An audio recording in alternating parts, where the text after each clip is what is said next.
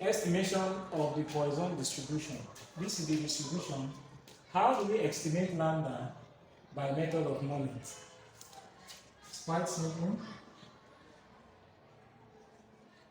For me to estimate lambda by method of moment, we recall that mu, which is the population mean, is equal to the sample mean. So what is the population mean for the Poisson distribution? The population mean is the expected value for this distribution, which is equal to lambda.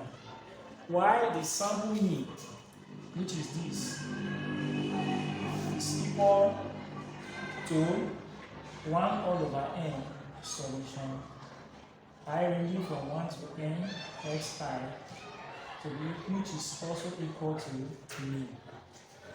If we combine these two, which is this, we have lambda, which is now the estimate for the sample mean. So this is how to estimate the Poisson distribution by method of moment.